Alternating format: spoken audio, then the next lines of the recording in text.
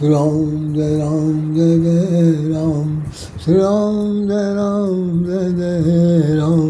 श्री राम जय राम, श्री राम जय राम, श्री राम जय राम, श्री राम जय राम, श्री राम जय राम, श्री राम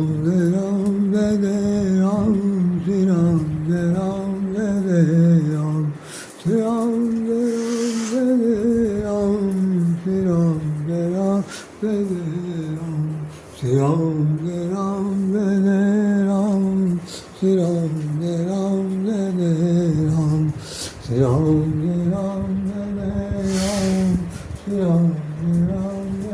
जय राम।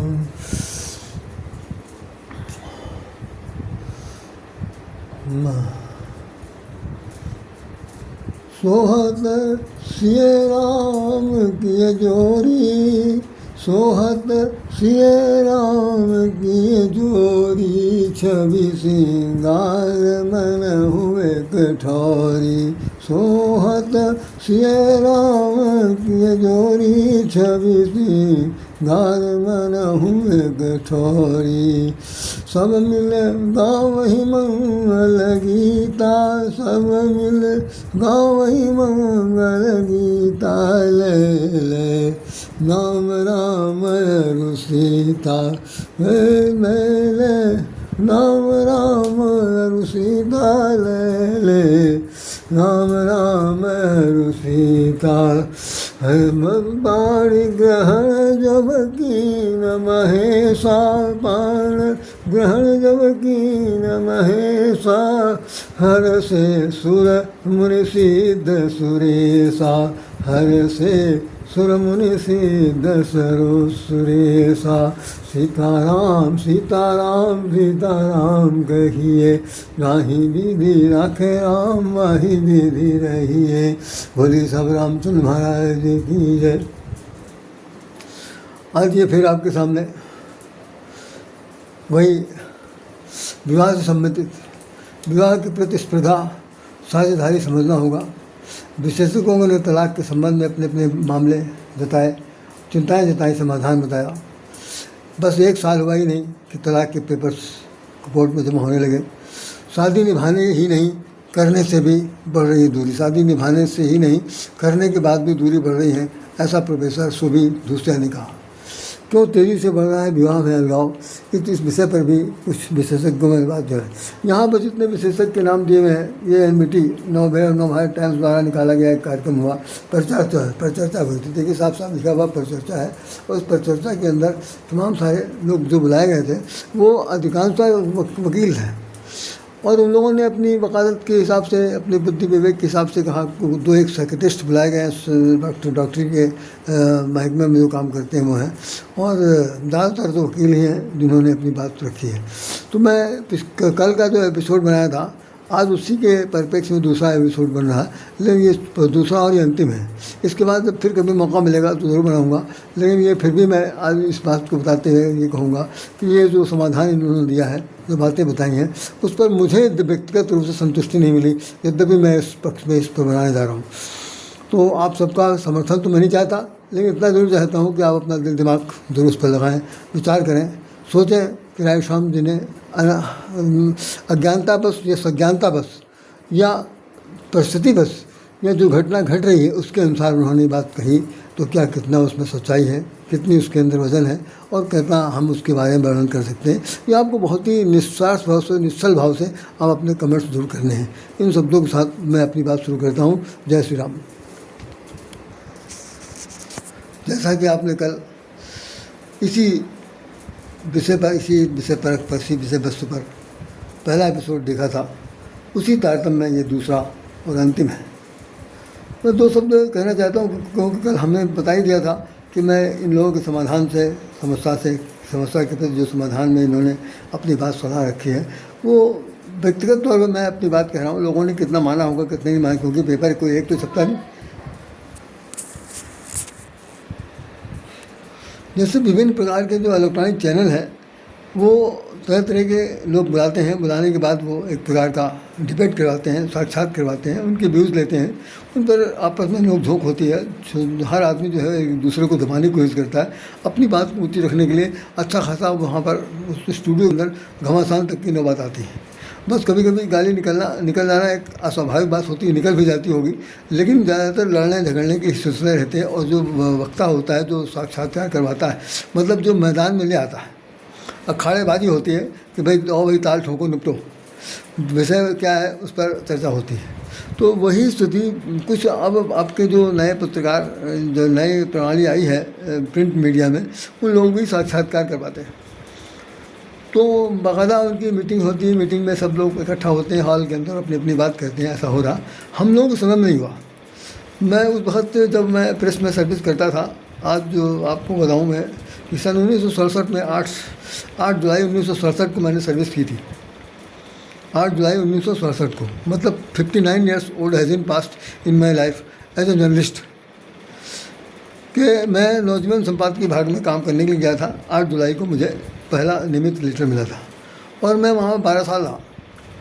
उस वक्त अखबार जो थे वो प्रिंट मीडिया जो था वो ख़ास तौर से था तो प्रिंट मीडिया, लेकिन उसमें रंगीनीकरण नहीं था, ब्लैक एंड वाइट छपते थे। और फिर भी पत्रकार उस समय के जो थे, मैं समझता हूँ कि आज के पत्रकारों से उन पत्रकारों के बीच में अगर देखा जाए तो मेरे वहाँ ज़मीन आसमान का अंतर था।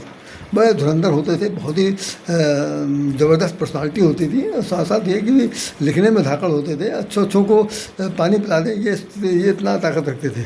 आज जो है पीठ पत्रकारिता है, ये लो पत्रकारिता का जो समय हो गया उसमें कि मुंह देखी बात हो रही है, पार्टी संबंधी की बात होती है। बहुत सारे अखबार तो हैं तो किसी पार्टी से ही रिलेटेड है और उन्होंने अखबार खोल रखा है, उसमें वही चीज़ छपेगी जो पार्टी के उत्थान के लिए होगी। उस वक्त के अखबारों में ये बात नहीं हुआ करती थी। तो उस वक्त नौजवान थे, कौमीवास था, नेशनल हेराल्ड है, पानियर थे, स्वतंत्र भारत थे, ये अखबार बहुत ही नामी ग्रामी हुआ करते थे। उसलिए लखनऊ की बात बता रहा हूँ। बाकी दिल्ली से हिंदुस्तान छप रहा है, नवभारत टाइम्स छप रहा था, और ये जनसत्ता थी आपका, अमर उजाला आगरा से, कानपुर से निकलता था। आज नाम का अखबार जो था बनारस से था, फिर लखनऊ में आया। इस तरह से करके, और जो है अमृत प्रभात एक पत्रिका थी। इस तरह से करके बहुत से अखबारों का नाम मैं उस वक्त के जितने जानता हूँ। और शाम के टाइम सांझ संस्करण में एक अखबार निकलता था, सिर्फ उसका नाम था तरुण भारत, और वो ख़ास तौर से जनसंघियों का था। वो यहाँ पर राष्ट्रीय स्वयं सेवक संघ की एक शाखा थी, तो वो लोग अखबार निकालते थे शाम के टाइम, तो उसको सब लोग लोकल कहते थे। अच्छा, उस वक्त मेरी बुद्धि इतनी ज़्यादा प्रखर नहीं हुई थी, तो मैं समझता था लोकल माने क्या होगा, वो समझ नहीं आता। तो लोकल को लोग ज़्यादातर झूठ समझते थे, ये लोकल हाँक रहा, इनमें कोई दम नहीं। तो सच में क्या था मुझे नहीं पता। अब तो ये अखबार ऊपर निकलता था, खूब चलता था। धीरे धीरे इसमें लखनऊ मेल आया और भी सांझ संस्करण में कई अखबार निकले, लेकिन सब फ्लॉप हो गए, बंद हो गए। लेकिन ये जो सुबह के अखबार थे, उन अखबारों में इनकी अपनी अलग धाक रही। चलिए मैं उन अखबारों का नाम यहाँ बंद करता हूँ। इन्होंने जो बुलाया है एनबीटी वालों ने, ख़ास तौर से इनको किसको बुलाना चाहिए था? हमारे विचार से अगर मेरी बात मुझे कहीं जानकारी की होती तो मैं निश्चित रूप से वहाँ पर ज़्यादा बिना बुलाया जाता, क्योंकि समस्या हमारी एक नहीं है, पूरी समाज की है। समाज की इकाई होने के नाते जाने की एक बार इच्छा प्रकट करते, बुलाते तो ठीक था, नहीं बुलाते तो भी ठीक था, नहीं तो कुछ श्रोता बनकर बैठ जाते, लेकिन सुनते। तो जैसे होना चाहिए कि हर वर्ग से बुलाया जाना चाहिए, पत्रकार भी हो, डॉक्टर भी हो, क्या नाम, व्यापारी भी हो, पुलिस भी हो, वकील तो है, वकील हो, इंजीनियर्स होने चाहिए। और इसके अलावा जितने इस वर्ग के बताए ना, साइंस शिक्षा से जुड़े हुए जो लोग हैं वो हैं, अध्यापक हैं, उनको शामिल किया जाना चाहिए। कुछ यूनिवर्सिटी के प्रोफेसर्स हैं, उनको शामिल किया जाना चाहिए। और साथ साथ ये है कि लड़के लड़कियों को बुलाया जाना चाहिए कि जो आधुनिक से कम ग्रेजुएशन में आ गए हैं या जो टीनेजर हैं, उन लोगों को बाकायदा डे बाई डे बुला करके उनसे सारे व्यूज़ लेते। व्यूज़ लेने के बाद वो एक सीरियल निकालना चाहिए था, श्रेणी कि भाई आज ये क्रम से ये निकला, आज ये निकला।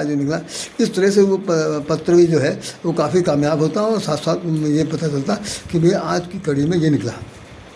ऐसा तो कुछ हुआ नहीं, और हुआ केवल वो वही 8-10 जिनके हमने नाम तो नहीं किसी बताए, ये सब कहाँ, ये सब ये वकील हैं, जितने भी वकील बैठे हुए हैं ये सब लोग अपनी भी धाक जमाए हुए अपने अपने अपने अपने बिजनेस में कितने कामयाब हैं मुझे नहीं पता, लेकिन ये बता रहे हैं कि ऐसा होना चाहिए, ऐसा होना चाहिए। सबसे सब सारे सबकी भूमिका एक ही बात पर आकर टिकी हुई है कि अहम जो है वो लाई की जड़ है।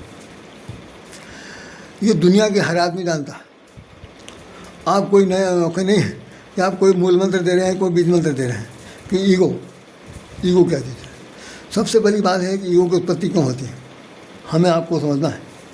मैं ये आखिरी आज एपिसोड है, ये पहला नहीं दूसरा, इसके बाद मैं बिल्कुल बताऊंगा तो कभी बहुत मजबूरी होगी तब, या कोई और अच्छा खासा कार्यक्रम होगा तब आएंगे।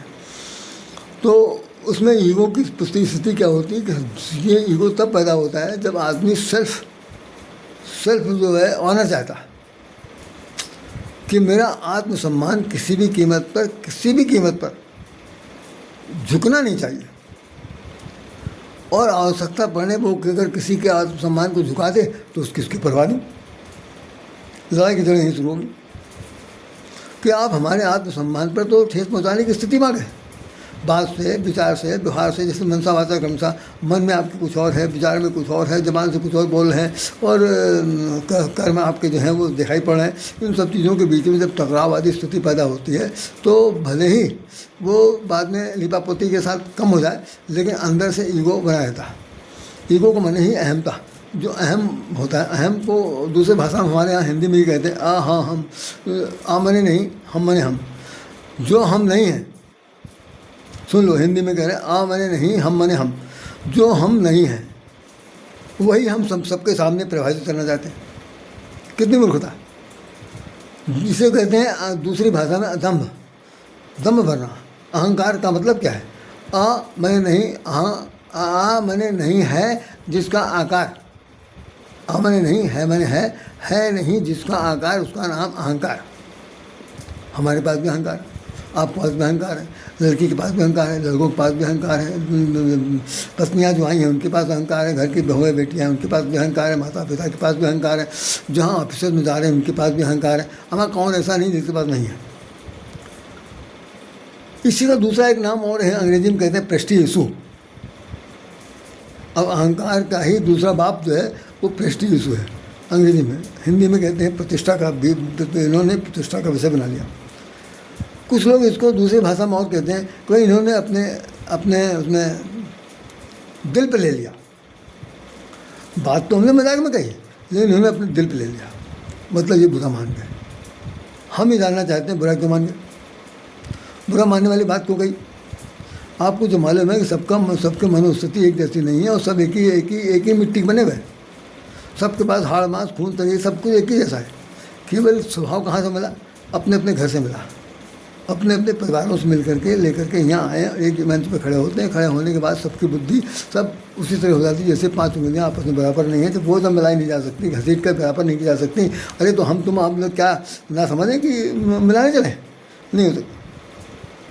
ऐसी स्थिति में विचारों का संतुलन हमेशा असामान्य की स्थिति में रहेगा। अब सामंजस्य स्थापित करना, शादी के लिए बात करनी है।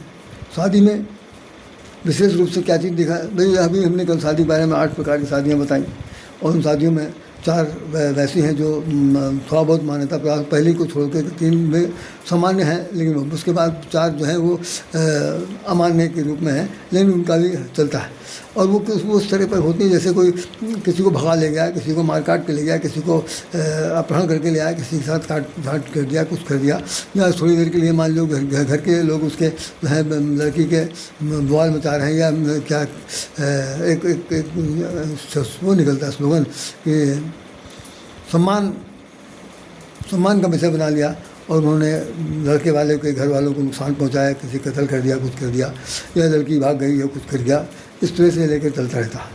तो उसमें जो भाग करके आते हैं या जिनके साथ लड़ाई झगड़ा करके आते हैं, वो उसमें पिशाच में भी हैं, राक्षस में भी हैं, इन सभी तरीके की हरकत होती है। क्योंकि राक्षस लोग पुराने जमाने यही करते थे कि भाई भाग जैसे रावण ने क्या किया, अपहरण तो क्या, सीता का अपहरण तो क्या भाई, और क्या काम किया। लेकिन उसकी देखिए स्थिति क्या है कि रावण जो अपहरण करता है, मैंने कल क्या परसों वाले एपिसोड में बताया था कि रावण जब सीता जी को अपहरण करने के लिए गया तो उसके लिए गोस्वामी जी ने एक बड़ी सुंदर से चित्ररेखा खींची। जैसे कोई चोर कुत्ता, शब्द लिखा है, जैसे कोई चोर कुत्ता किसी के घर में घुस रहा हो तो वो कितना दुम दबा के अंदर जाएगा, बड़े दबे पाँव से जाएगा और रोटी का टुकड़ा लेके भागेगा। भागने के बाद तो चाहे फुर कैसा भी हो जाए, लेकिन चल तो उसे भाड़ की नहीं, ऐसा लिखा भंजा देना। तो उसके पहले लिखा हुआ है कि जो संसार में लंकाधिपति राजा रावण है, जिससे डरते हैं सब लोग, कांपते हैं उसकी राक्षस दुनिया भर के सब लोग, वो हालत उसकी हो गई कि जानकी जी का अपहरण करते समय, जाते समय वो ऐसे जा रहा जैसे कोई डरा हुआ कुत्ता। क्यों? कामी है, कुदाली है, कुदिष्ट है, पापी है, और उसको अब अपने इस पाप का भी डर लग रहा है। साथ साथ अपहरण करना उसने जिद बांध लिया है और लड़ने के लिए तैयार बैठा। ये तो उसकी एक अलग कहानी है। हम आपके जीवन की बात सुनिए। समय कितना हो गया? 15 मिनट हो गया। तो अब हम लोग देखिए, जो हमने इतने राय जो बताए हैं कि पेरेंट्स को बताया जाना चाहिए, उन लोगों के भी मनस्थिति को जानने की कोशिश करिए कि आज की तारीख में जो शादियाँ जो फ्लॉप हो रही हैं, भाई इसमें आप लोगों का मत सम्मत क्या है? कितने प्रकार के किस तरह की शादियाँ आप चाहते हैं? तो वो लोग अपनी तरह से अपनी तरह से बताएंगे। बताने के लिए तो निकला हुआ प्लेटफॉर्म है, तमाम सारे मेटीरियल्स निकल रहे हैं और लोग अपने अपने ढंग से बातचीत कर रहे हैं, और अधिक से अधिक लोग चाहते हैं कि हमारी लड़की सुखी रहे। पहला कॉन्सेप्ट तो यही है, यही फंडल आइडिया है। तो सुखी तो सभी लोग रहेंगे, कौन जाते हैं वहाँ पर तुरंत उसके ऊपर पहाड़ टूट पड़ेगा, ऐसा कुछ नहीं, ऐसा कुछ नहीं, बिल्कुल नहीं होगा। हाँ, निगरानी जरूर वहाँ पर की जाएगी। निगरानी करते समय थोड़ा सा ध्यान देने वाली बात होती है कि वहाँ की जो कुछ औरतें होती हैं, औरतों में क्या कहें, चुगलखोर कह लीजिए, घर फोड़ने वाली कह लीजिए, या कुछ घर की ही औरतें ऐसी होती हैं जो पहले से वहाँ से अपनी धाक जमाए रहती हैं। वो आई हुई नई बहू को, नई न्यू कमर्स को वो इतनी आसानी से घास नहीं डालती, इतनी आसानी से उसको स्थापित नहीं होने देना चाहती, तो उसमें वो चुगलखोरी करती। ये औरतों को बड़ी बदमाशी वाली चाल सब घरों हमने अपनी आंखों से देखा होता। वो कोई जात का हो, छोटा बड़ा दलित समण, सबके घर में होता। जितने भी पहले से जो वहाँ जमे जमा बैठे हैं, उनको बहुत ही पुरानी खुंदक तो नहीं होती, क्योंकि तो देखा नहीं, पहली बार देखा, लेकिन वो सोचती रहते हैं कहीं ऐसा ना हो जाए कि हमारी इमेज गिर जाए इसकी वजह से, ये सबके ऊपर अपना हावी न हो जाए, सबको अपने मन से जीत न ले। तो इसकी चाल को किसी तरह से ऐसा कुछ किया जाए, ये हमेशा डिस्टर्ब है। ये मनोवैज्ञानिक तथ्य है जो ख़ासतौर से बड़ी माता, तो माता पिता से ये पूछना है कि भाई आप किस तरह का लड़का चाहते हैं। लड़कियों के माँ बाप से पूछना है कि भाई आप किस तरह का लड़का चाहते हैं। लड़का चाहती है बहुत अच्छा होना चाहिए, बहुत योग्य होना चाहिए, बहुत पैसे वाला होना चाहिए, बहुत कमासुत होना चाहिए, देश देशांतर के अंदर आज ये आधुनिक घुमा घामा होना चाहिए, ये जो, और फिर वहाँ से लौट के आए तो इतना सब देने दाने के लिए भी पैसा, वो सब कुछ कहीं से किया जाए, कर्ज लिया जाएगा, जो कुछ करेंगे। अब ज़रा लड़कियों की बारी आई। लड़कियाँ क्या चाहती हैं? लड़कियाँ बहुत स्मार्ट चाहती हैं, इतना स्मार्ट चाहती हैं जितना फिल्म इंडस्ट्री में सबसे सुपरस्टार जो होगा वैसा होना चाहिए। चाहे वो, अब मैं क्या बताऊँ बुरा मान जाएंगे, चाहे उसको सच पूछिए तो सोच क्रिया ठीक से ना आती हो सफाई के संदर्भ में, लेकिन वो टनाटन ठा बिल्कुल अप टू डेट चला जा रहा, सब प्रकार से देखा जा रहा। और एक सबसे बड़ी बहुत जो सबसे ख़राब काम हो रहा है वो इस वक्त तो है कि हिंदू मुसलमान में कोई भेद नहीं रह गया। मुसलमान लोग दाढ़ी वाड़ी खाते थे, जैसे तैसे करते चले आ रहे थे, लेकिन अब सारे लड़के जितने भी लड़के हैं, जैसे टीनेजर में क्या मोसे दाढ़ी बनना शुरू हुई, सब दाढ़ी खाए में बराबर कांटे में। ये क्या चीज़ शो करना चाहते हैं? ये शो करना चाहते हैं कि हम बहुत बल्कि पहलवान हैं, बहुत एकदम, मेरे में देखो काले काले बाल हैं, हमारे बराबर कोई नौजवान यंग और स्मार्ट नहीं हो सकता।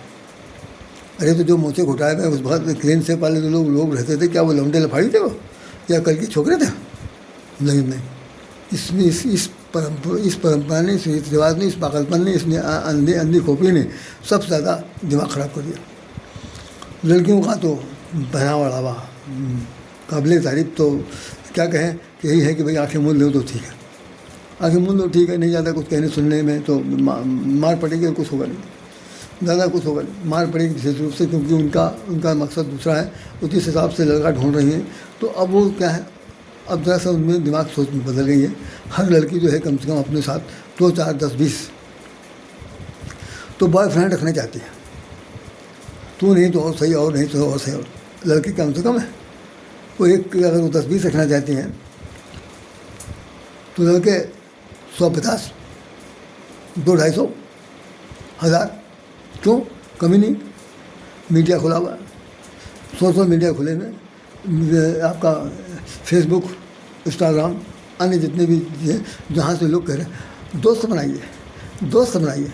हम तो सुन कर, मैं पढ़ करके बहुत मैं अंदर से महसूस करता हूँ कि दोस्त काहे बनाना चाहती हैं। शादीशुदा हैं, सब कुछ है, सब कुछ, उनको दोस्त की क्या कमी है। घर के मेंबर्स जो है वो दोस्त नहीं है, बाहर से दोस्त बना के क्या चीज़ सोच करना चाहती हैं कि हमको सब लोग जाने। आपको आपके कर्तव्य से लोग जानेंगे, आपके चरित्र निर्माण से लोग जानेंगे, आपके प्रसिद्धि आपके कर्म से होगी। केवल फेस दिखा करके, चटक मटक वेशभूषा दिखा करके दोस्त बनाइए, ये पागल बना। कड़वा सच बोल रहा हूँ, पागल बना। तो अब पुलिस वालों से पूछें कि भाई आपके समझ में क्या आता है। मुझे याद है कि एक पुलिस जो थे वो उनके हमारे परिवार से जुड़े हुए थे। वो भाई तो थे तो कायस हो, लेकिन उनकी 2 बेटियां थी, रहते थे इलाहाबाद में, उनकी पोस्टिंग थी। यहाँ पर दादी उनकी रहती थी, दादी विडो थी, तो हमारी माँ भी विडो थी। तो वो हमारी माता जी को चाची कहते थे, चाची जी कहती थी। तो चाची कहने के नाते मैं उनका भाई लगता था, मोहल्ले के नाते भी और इस नाते से भी। तो वो लड़कियाँ दोनों मुझे सब, उनका तो सबका मैं लगा एक तरह से, क्या कहना चाहिए, मामा लगा, ये जो भी बाबा, उनको लड़कियों का बाबा लगा। उनके जो लड़का था वो उनके मामा लगे, जिनकी बेटियाँ थी, और वो पुलिस इंस्पेक्टर थे। ये मैं बता रहा हूँ आपको, सन 70 की बात। तो वो एक दिन मेरे घर में आए बैठे थे, मैं अपने कॉलेज से लौट के आया था, तो अचानक बातचीत होने लगी। तो हालांकि मेरी उम्र से बड़े थे वो, बहुत बड़े, क्योंकि मैं पढ़ रहा तो सर्विस भी कर रहा था, और वो ऑलरेडी सर्विस में एजेड थे। तो अचानक उन्होंने एक बात कही, रायश्याम जी देखिए, हमने बच्चों को समझा दिया, ये पिस्तौल देखिए, उसका ये टाइगर देख लिया, छू के देख लो, हर समय लोडेड रहता। हम सीआईडी इंस्पेक्टर हैं, सादी वर्दी में रहते हैं, हमारा काम है कि अपराधियों को मारना। वो अपने बच्चों से कह रहे हैं, दोनों लड़कियों से, उनके एक लड़का तो कह रहे, मैंने कहा उनको कि इतना ध्यान रखना कि अगर किसी ने गलत कदम उठाया, किसी ने भी गलत कदम उठाया, तो इसी गोली से शूट कर दूँगा। ये मैं नहीं सोचूंगा कि मैं पुलिस का आदमी नहीं। इसलिए नाक भगवान ने जितनी दी है वो उतनी ही ऊंची रहनी चाहिए, नीची नहीं होनी चाहिए। इसमें ध्यान रखना, इज्जत का सवाल है, कोई गलत कदम उठाने की जरूरत नहीं है। समय पर सबकी शादी होगी, सबका मैं व्यवहार करूँगा, सब कुछ होगा। भाई साहब, ये इतना ज़्यादा दबदबा था, इतना डर था कि कोई माई का लाल, कोई लड़की हिम्मत नहीं कर सकती थी कि कोई गलत। आज पुलिस आ जाए, चाहे डीएम आ जाए, डीएम के बाप आ जाए, घर के अंदर आने के बाद सब बिल्ली चूहे हो जाते हैं, और बाहर चाहे कुछ भी हो, उसके बाद उनके घर वाले जो क्या है वो तो बिल्कुल क्या कहना चाहिए, चाहे आग मुँह चाहे कुछ भी करें, सब कुछ। इन लोगों का भी इंटरव्यू हो, ये बताने समाज में किस तरह का लड़के लड़की चाहते हैं, और वो लड़कियों उनके क्या कर रही हैं, उनको किस तरह की शिक्षा देगी। फिर व्यापारियों के बाद पानी की तरह पैसा बह रहा, जेब से मेरे जा रहा, बह उनके हाथ रहा।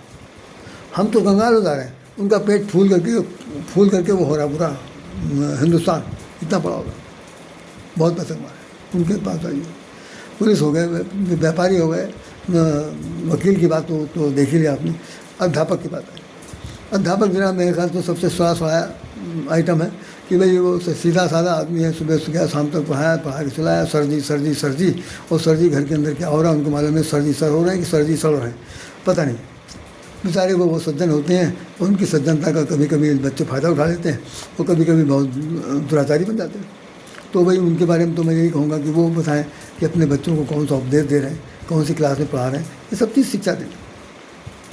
अब और मैं इस पर आगे बात बढ़ाना चाहता हूँ जो समझ में आनी चाहिए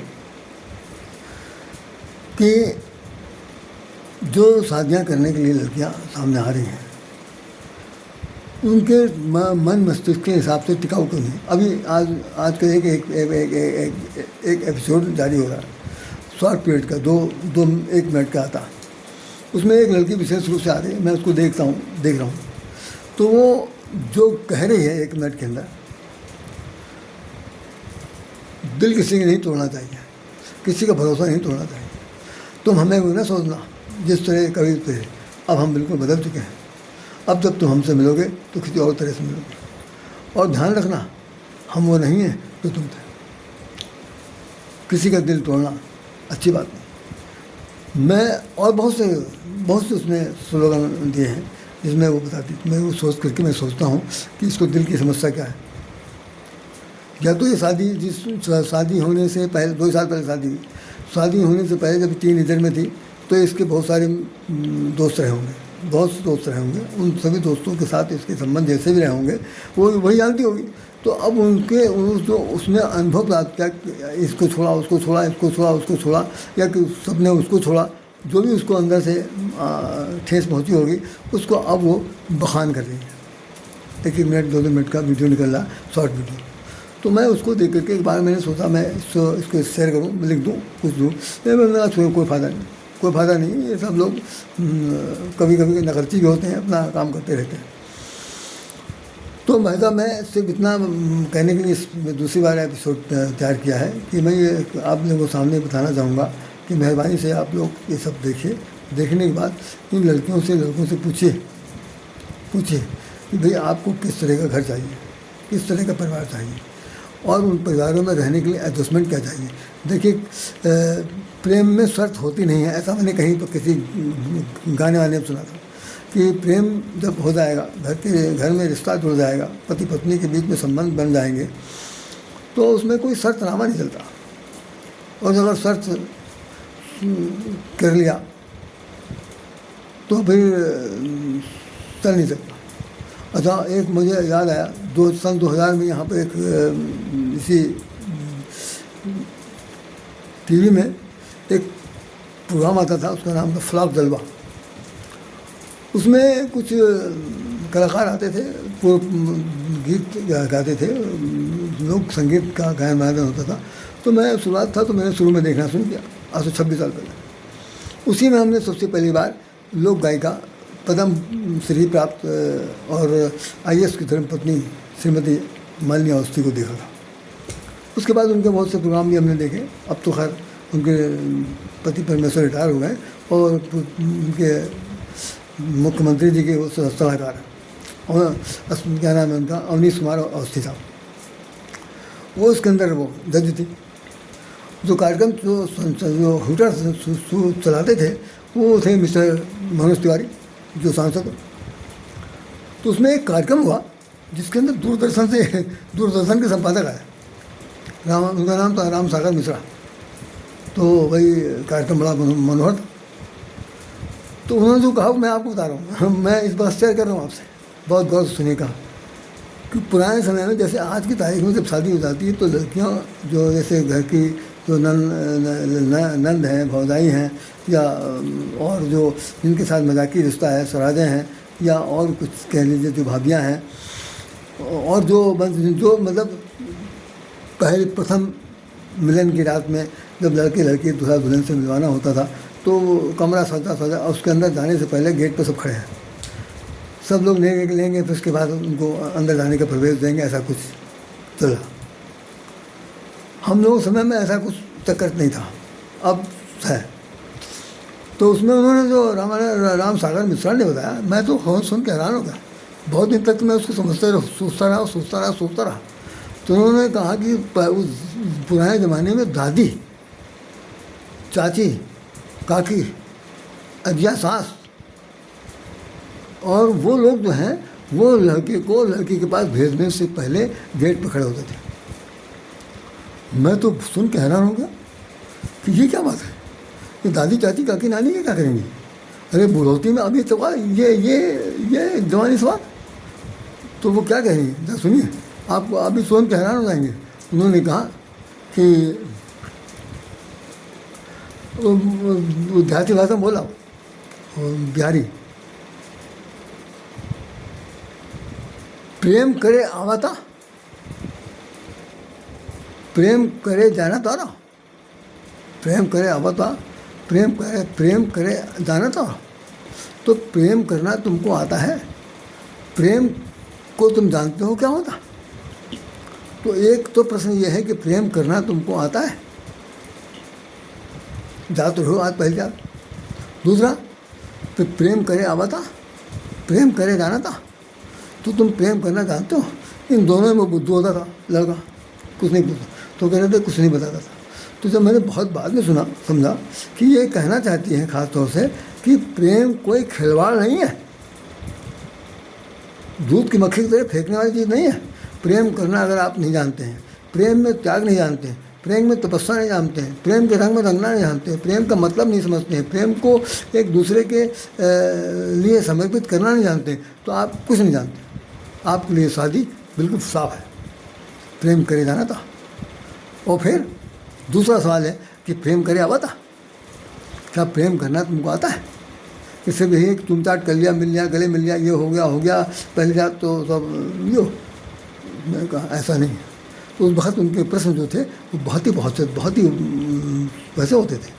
आज असुना प्रश्न माल दीजिए, अंदर घुसिए और जो समझना करिए। तो पुराने समय के लोगों के अंदर बड़ी बहुत ही चंड चालाकी के साथ भी विद्या सिखाने की तमीज़ होती थी।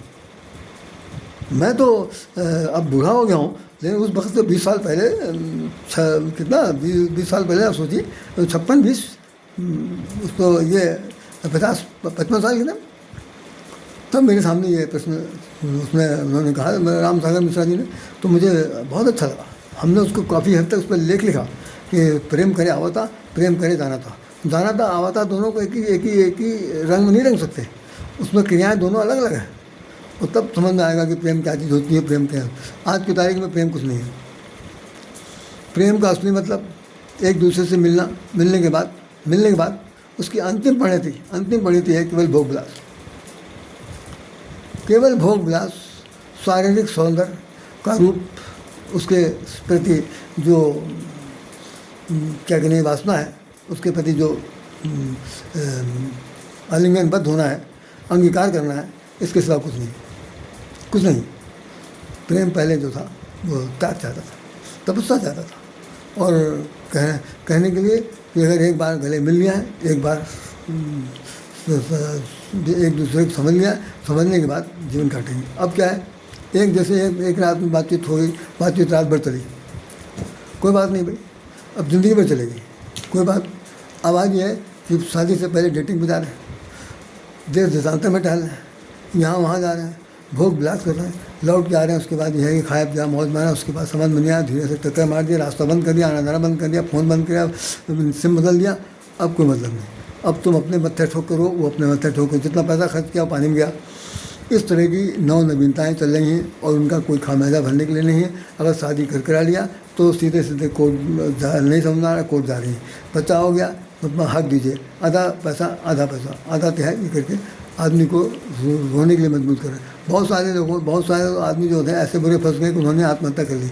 अभी कल हमने 2 उदाहरण दिए जिसके अंदर लड़कियों ने आपस में, अभी एक तो इसी साल हुआ, एक पिछले साल हुआ, जिसके अंदर वो सोनम नाम की जो है राजा रघुवंशी को मार दिया।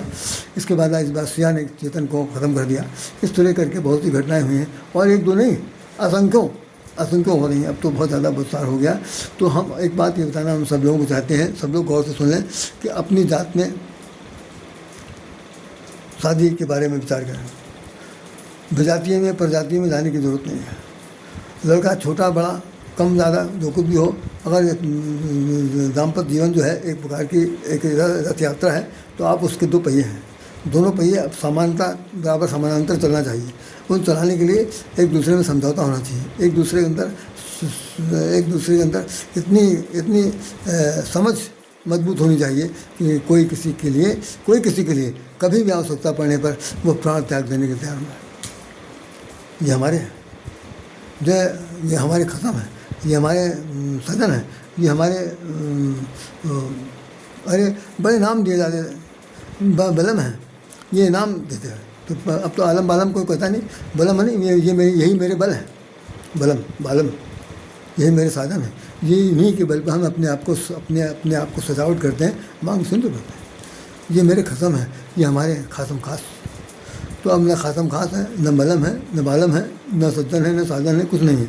अब हमारे हस्बैंड हैं और ये हमारे पार्टनर हैं, हमारे मित्र हैं, हमारे सगे। अब सगे बगे तो कहना बकवास होगा, कुछ नहीं। बस ये है कि जितनी दिन चली नहीं तो कोर्ट तो खुला है। इस तरह की बातें ठीक नहीं है। इन्होंने जो कुछ कहा है सब बिल्कुल मेरे समझ से बिल्कुल साफ है। हम चाहेंगे कि आप सब लोग भी अपने ढंग से सोचिए समझिए और आपस में जिनके घरों में लड़के टीनेजर हो गए उनसे बहुत ही भली भांति खुल करके बातचीत कर लीजिए और उनकी भावनाओं से अपने आप को जोड़ते हुए उनको समझाइए कि घर की इज्जत आप हैं और अगर बिगड़ गया तो बनेगा बिल्कुल नहीं। हम रहें चाहे न रहें, इस बात को मान के चलिए कि हम अपनी मरने से पहले अपनी इज्जत, इस घर की मर्यादा को हम आपको सौंप के जाएंगे, आप अपनी मर्यादा दूसरे को सौंप के जाएंगे। इस तरह करके चलना है, ऐसे नहीं चलना संकल्प बन के। तब तो ये ठीक है, नहीं तो तलाक जैसे 1 साल बाद नहीं, तलाक चौथे दिन हो जाता है। ऐसा भी होता है कि अभी शादी हुई 6 महीने बाद तलाक हो गया। जैसे अभी शादी हुई उसके बाद लड़की नहीं कहते रहना बंद कर देंगे। और देखिए शादियाँ कर तो रहे हैं लेकिन लड़की यहाँ रहती है, लड़का जो है वो लंदन रहता है।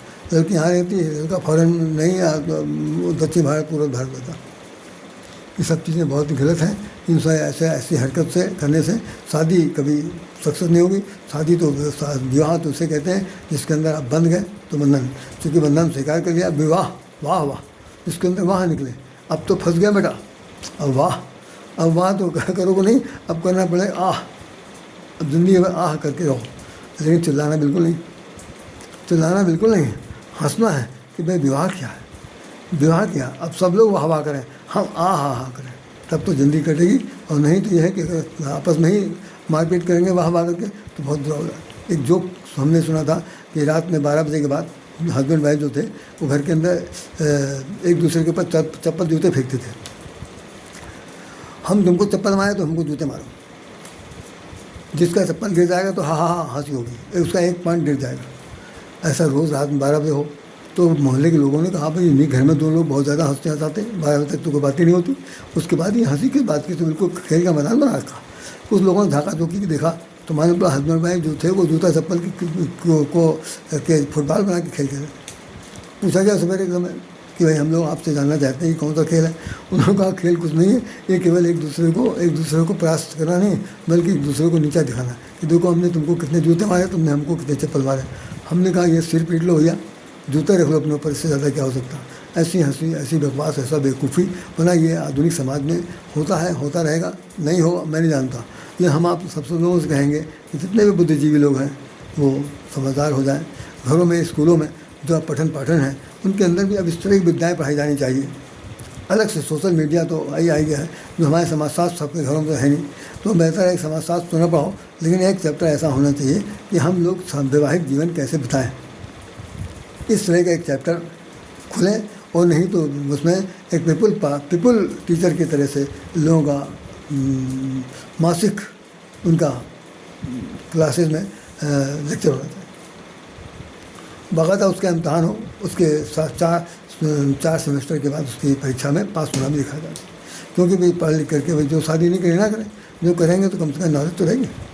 ये सब बातें हैं, इन शब्दों के साथ राधे श्याम राधे आपको हृदय से नमन करता है और प्रार्थना करता है कि मेरी बात अगर आपकी समझ में जरा बहुत गई हो तो आप इसको आगे बढ़ाइएगा और ये बताइएगा कि मैं कितना आपकी नज़रों में पास हुआ कि फेल हुआ। यदि पास हो गया हूँ तो नतमस्तक, फेल हो गया हूँ तो चाहे माफ़ी चाहता हूँ। आप देखिएगा, बताइएगा कैसा रहा, कैसा हमने कहने की चेष्टा की। दूसरी बात ये आपकी समझ में आ गया है तो इससे आगे बढ़ाइए। जय श्री राम, जय श्री कृष्ण, जय श्री राधे। बोलिए श्री कृष्ण भगवान की जय। राम और भगवान राम कृष्ण के हम लोग संतान हैं, आर्य हैं और आर्य होते हुए हम लोग अनार्य होते जा रहे हैं, ये बहुत गलत बात है।